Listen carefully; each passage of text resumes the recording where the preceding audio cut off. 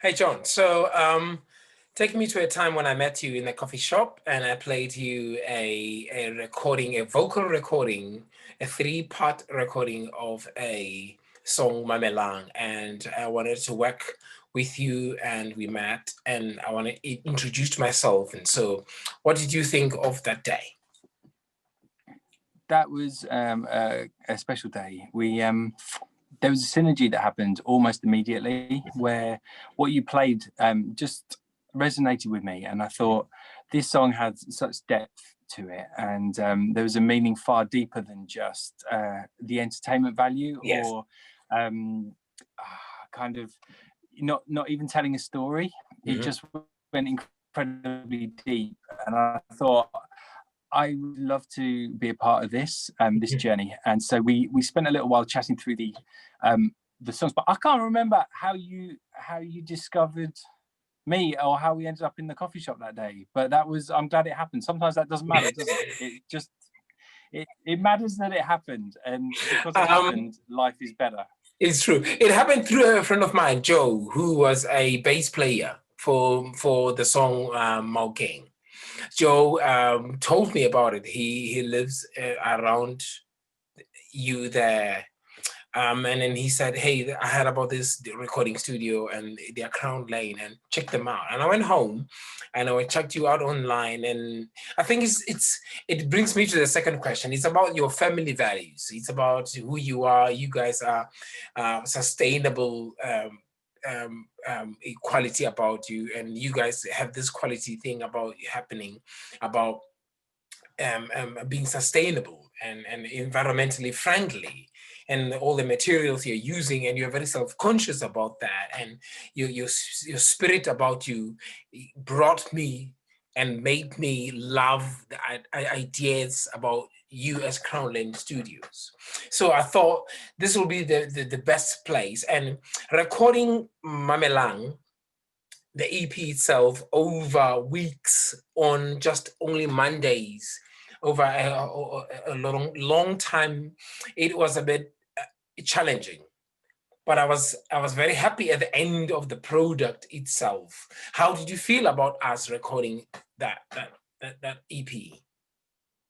The time actually gave it a chance to grow and to organically develop. And I think what happened in it was that with all music, there's this element of you can't share it unless you own it yourself to some degree. So I know that you've been thinking in future of reshaping a couple of the songs from the EP to do things with now that you've moved on. And I think the only way that the people that you're with now can feel an ownership of those songs is by making them their own first, and then from there being able to share them because they feel like they own them, they're their songs. And I think going back to those Mondays, that gave us a chance over a long period of time, but not many hours each time, was it? Yes. It was only about 7 or 8 hours each time. But the longevity of time meant that we formed a relationship, and the songs were able to grow organically into what they then became, rather than rushing it and thinking, oh, we've got 4 days in the studio, let's bang these out. It was almost the opposite. It was let's watch this thing grow. And I actually felt like between you and I, there wasn't the songs had a life of their own right from the beginning. Especially ones connecting with your homeland. I know Mamelang was a particularly special song. As soon as you played that one, I thought, do you know what? I can't add to this. I can't own anything beyond what you were bringing. It was so rooted in where you came from that I fell in love with the shape of it, with the yearning behind it. They were amazing days, those Mondays. Yeah. John, you introduced me to a whole lot of music, and a whole lot of music that I never sort of like. I love music, and I learned a lot about music. There were people like Robert Glasper you introduced me to, and you introduced me to an Australian guy, Gurumul. And I felt almost embarrassed for not knowing Gurumul. And I come to Australia, and Gurumul is like the biggest artist here. And I'm thinking, your knowledge of music has gone from just helping people or indie, so to call indie artists, right? Artists that are passionate about where they come from, are passionate about who they are, and you have helped them. How is the business going? Like, how has Crown Lane transformed from where I left it to now? Because it must have gone through changes. Yeah, we've gone through a lot of changes. I'll tell you about some of the failures and the things that haven't quite gone right, Yes. because they're the stories that no one ever shares. And yes, sir. we were about to expand. So we've got 3 rooms now, and when you came, we had 2. So it has grown. But we were going to have about 17 rooms when we were going to take over the building next door, which is it's still vacant. And wow. Cello, it's a huge plot. It's got parking, rear entry. We'd have had a big performance room, office space. 2 music charities were going to move into it. Cafe was going to move in at the front. Lilia Yoncheva was going to be running a music venue, and we thought that'd be the perfect place. And so that during the day, it would have the music charities using it. We could use the live room. Rehearsal bands could use all the extra rooms. Blah blah. I could go on about this plan, but we, Ruth and I, my wife, felt like it was suddenly on the day that we were going to be going ahead with it. We just thought, this doesn't feel right. It felt like we were jumping too far. And we didn't go for it. And as you know, my life took quite a turn then, because when Ruth was diagnosed with cancer, and then we had the 9 months of agony until she died last year in March. That, had I also been trying to build a 17-room studio at the same time as that, it would have been agony. Absolute agony. So I think God had different plans. I think the bigger picture is something we all need to be in tune with, rather than just thinking this opportunity's come up, grab it. Sometimes just taking a step back, and I'm glad we did, because now we've grown in a very different way. We've the very coffee shop that you and I had the conversation in is now a little music an event space that we took over in July this year, mid-pandemic. I want to ask you about that, because this is so much fun for me, because it's called Metronome, is it? Yeah. So at the time when you and I met, you were not in control of it at all at the time. Was it leased to someone else at the time? Yeah. So my very good friend Caroline, who's married to Zimbabwean, she ran it, and we attempted to do events in the evening, and we did one with you, a secret live band. Yeah, you were. Do you know what, Sela? You were the first and only one, and I was going to mention that because that was another learning experience. We spent thousands on gear, lights, projections, everything to make that work. But again, it wasn't right. We were forcing something. So we did your event, but that was it. It didn't work out for a million reasons. But now we've got what it needs to be, which is a music and art space. We've got the walls all have the gallery picture hanging system, so we can have different artists in there. So we've got a photography gallery coming up of a guy who took pictures of all the 90s pop icons, and he did Bjork's album covers, Blur's, Manic Street Preachers. The lineup's amazing. Wow. But he and I met as single dads through a project he's doing all about the joys and pains of being a single dad. And so he photographed me for a book that he's doing with Bob Geldof on single dads. And as a result of that, we got sort of hooked up, and I said, I'd love to have some of your pictures here. So he's given me his private collection, so that'll go up on the walls very soon. They're stunning. But yeah, so we'll have music events in there, and film nights and community art stuff. But there's this where you are and where I am, we've got something in common. We've got this pandemic thing going on, so it's put an end to everything right now. Yes. Online is cool, and this is brilliant. Look, I get to see you, and that is, there are positives.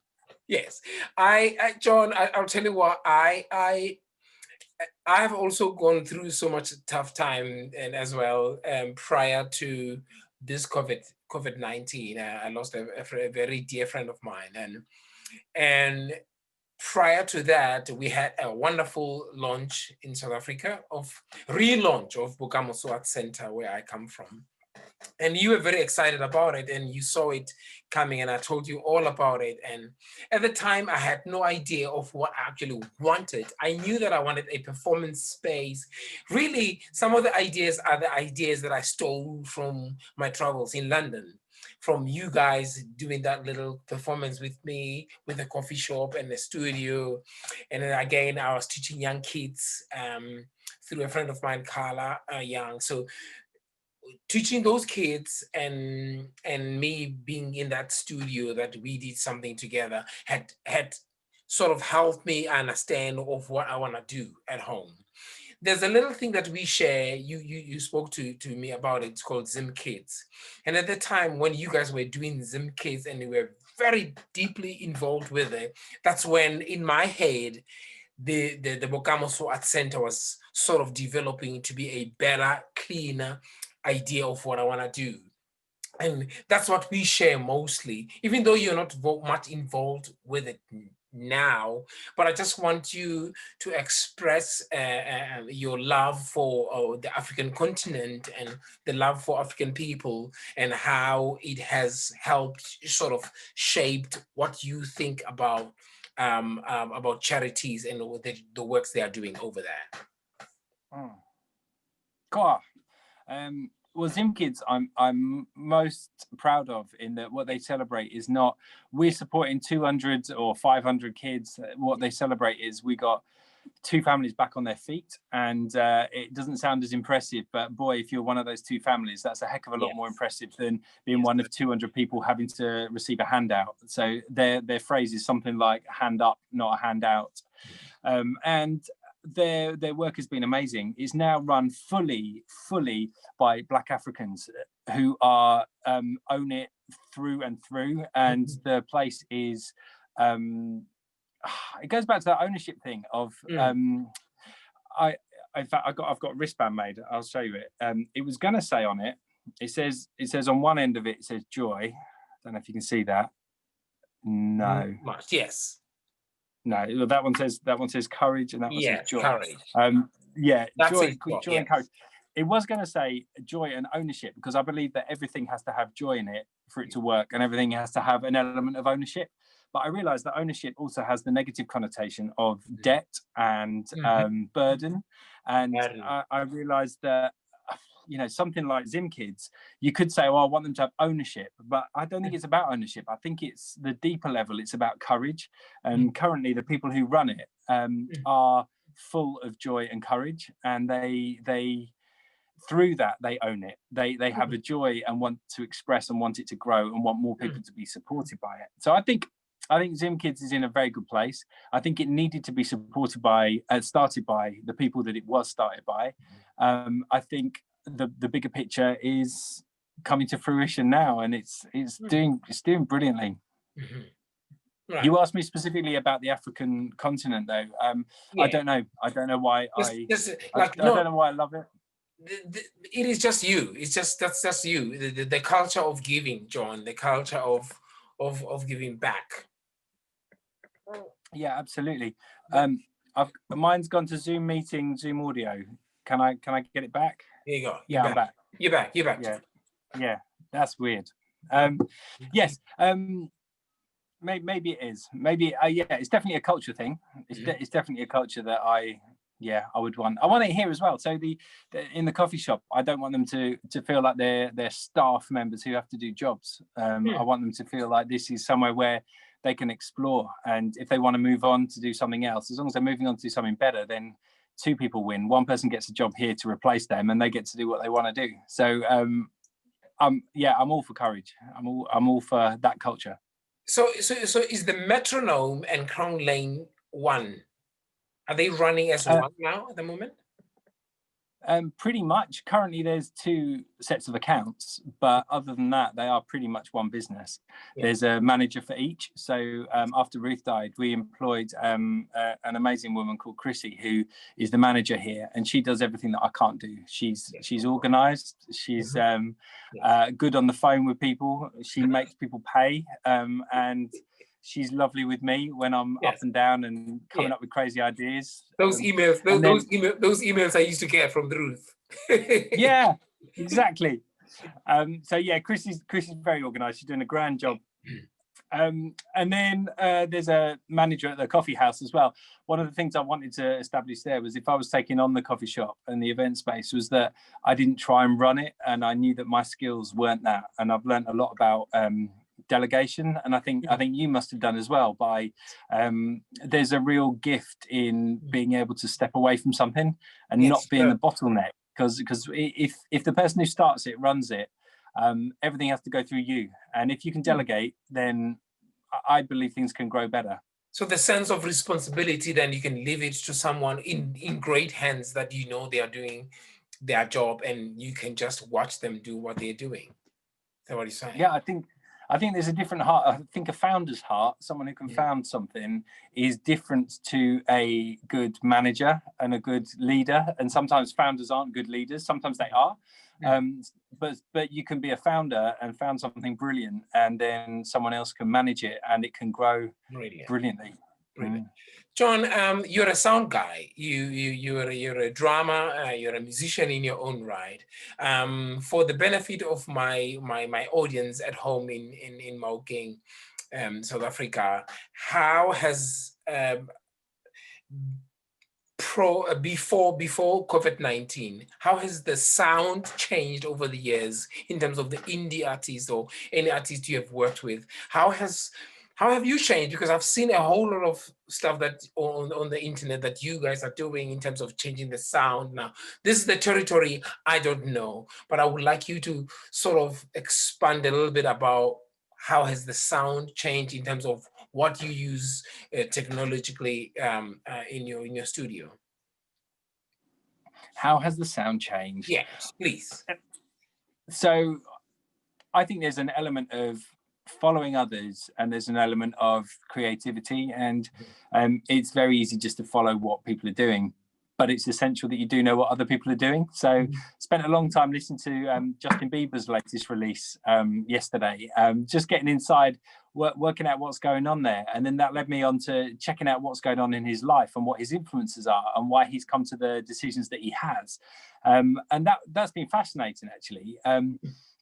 But no one would hear anything that I record and think, oh, that sounds like Justin Bieber. But I think it's essential to know what's going on production-wise and what skills and what people are doing. But also, I always think, how can you remove the barriers between the artist and the listener? And sometimes technology actually puts a barrier in a place where it doesn't need to be there. So, for example, with your music, I think if you came in with Mamelang today, I think I'd probably do the same musically. I'd be stubbornly holding on to not wanting to add too much to it, but that's me. But I think things like reverbs have changed. People have wanted it over the last 5 years. Things have dried out a lot. People haven't wanted so much reverb. And then in the last 2 years, an explosion of everything being filled with this vast soundscape of particularly reverbs and delays, and that's a harking back. And what is that thing? Not the reverb. The sound quality that the vocal singers use now, and it has sort of changed as well. They're using a little bit of a covering their raw sound. And as you know me, I love my natural vocals out there, and somewhat people use a lot of the covering of how they sound, and it sounds amazing. A whole lot of artists do it, but I just feel like somewhat over the years people don't care anymore, and they express themselves better. They use different materials. Yeah, I think so. I mean, the latest album's come out of Zimbabwe. That's the big hit is a Jar Prayer album, which is incredible. It's the production on it is great, but subtle as well. There's some beautiful bits on it. But what they've done is made sure that all the traditional instruments are just perfectly recorded. Perfectly recorded. I mean, it's mind blowing. The mix on it and the production is it's something else. But it's not complicated. But if you listen to him live, like he's been trying to tour, well, he's been doing like TV studio versions of them, you suddenly realize why. So all the shakers are played by his backing singers, and they're incredible parts and played incredibly well. And the tambourine parts are just so gifted, like played so perfectly. And what they've done is just created almost perfect loops from them recorded live. So the album is perfect. But it's got a real organic feel to it. So I agree with you. The pop world definitely is, but you know, he's in the millions. It's the Jar Prayer album is it's something else. It is. Every time I'll send it you afterwards. I'll put it in the link. I love about John. You spoke a whole lot about different artists from all walks of life. And you know, you taught me so many artists, and you opened my brain about a whole lot of artists. I want to take a very good time now to thank you for your courage, for your belief in my EP, Mamelang. Mamelang celebrates 5 years now, and it's not really about money because it didn't make that much money, and I don't think it was really about that. It was about me, after spending so many years in theater, to come and do something commercial. And I remember teaching young people at home about commercial music and saying, if you want to go commercially, it depends on what you want to do with it. Because if you take all your money from your parents and your friends and try and record and say this is going to make you your return, that's a bad business model, because really it might not work. Do you know what I mean? And 5 years in the long run, I listen to Mamelang now. I still think it's the best quality, and I'm proud of. It's stunning. Yeah, it really is. There was no question there. There was just a statement for me. No, it's just a statement. I just thought maybe we could talk more about it. No, it holds its own perfectly. I do agree. I do agree. I think the style of promoting music has changed, and I think I think there are really good techniques. Musicians are finding ways. I'm gutted that Spotify. I mean, and this is only in the music industry in the UK. I don't know if this is in Australia as well, but Spotify are doing this new thing where if you want to be higher up and for people to see you more visibly, you can agree to receive less royalty from them, and they will promote you more. I feel awkward about that because already you only get 0.03p per listen anyway as an artist. And I think I don't have any say over this, but if there was some campaign that I could fight for, that would mean that if you're paying £9.99 a month for Spotify, UK pounds, £9.99 a month. I don't know how much it is in. I don't. Whatever streaming platform you're on. Anyway, imagine 60% of that goes to the artists and the other 40 goes to all making it work. I get that. If I only listen to your EP, you should get 60% of the money I pay in that month, but you don't with the current model. You get 0.03p per time I listen. And I think if that were reformed, if we could reform the streaming system, I think it would be so much better for newer artists, because you would have the return on it. So I think right now, it's tough for artists, but I think people are being creative. I think crowdfunding is the norm now for most albums. Most people make sure that if you give 100 UK pounds, you get something decent in return. Like you might come to the opening of it, the launch event or something like that. And people are finding creative ways to make that money. But it's harder.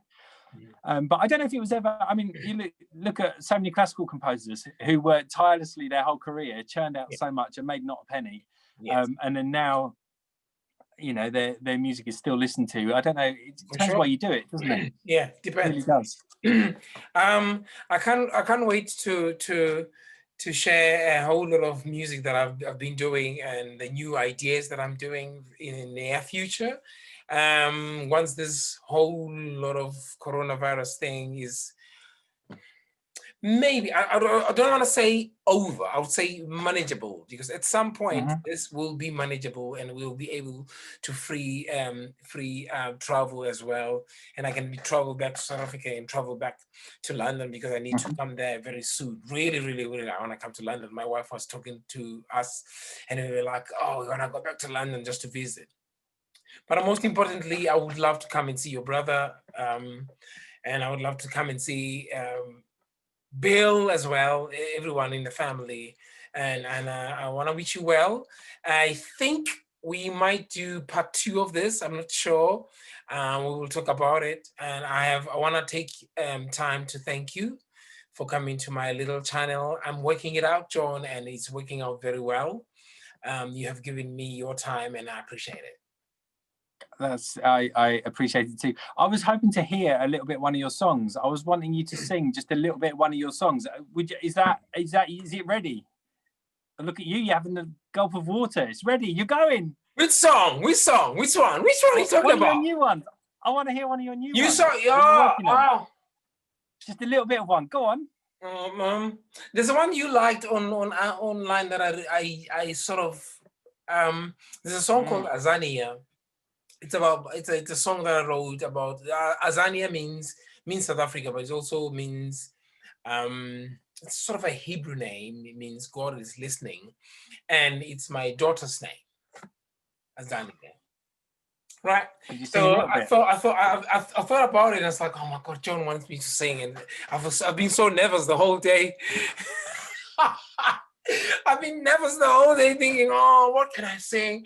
Because I thought of playing something on the bass, and it wasn't going to appear very well on this because it's just a computer recording. So I'll sing Azania for you because it was cut short on the Instagram, and you're like, oh, it ends. I couldn't hear the end of it. I was like, oh, John. Right, there you go. Let me sit comfortably.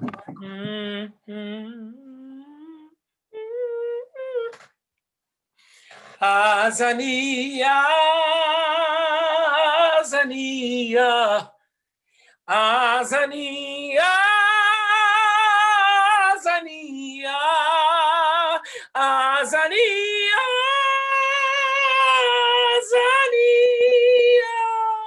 Azania, oh, Fasila Isu, Kiniti Azania,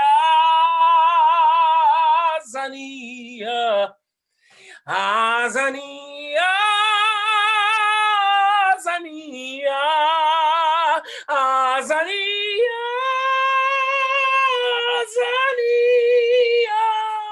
Azania, oh, Fatila Yesu, la buntataruna, libomme baruna, libahulu baruna, oh, Azania,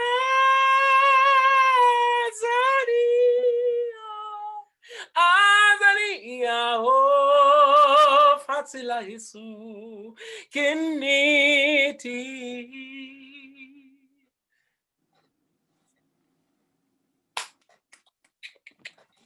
There's people in the room listening. Woo! You can only get better. It's just a song about land of our fathers. That's what I'm saying. Land of our fathers. Oh, yeah. And when's the record out? No. This is not in the record. The record is coming out very soon. I think in the next few weeks. The record is coming out. It's not this song. It's not in it. This song is a song that I just wanna. I've decided I'll sing this song in every gig I do, in every performance I do, without recording it. And I just want it to be an element of me giving myself to my ancestors and to my family and to my children and to my country, South Africa. Wowzers. You're an amazing man, Cello. I love that. Thank you. I appreciate you, John. I appreciate you, John, so very much, and your time in early hours of the morning in London. I appreciate you. Yeah. We'll talk very soon. I think we're gonna do part 2. I'm not sure. I think we would. I've got more I want to hear from you. We didn't talk about anything your side.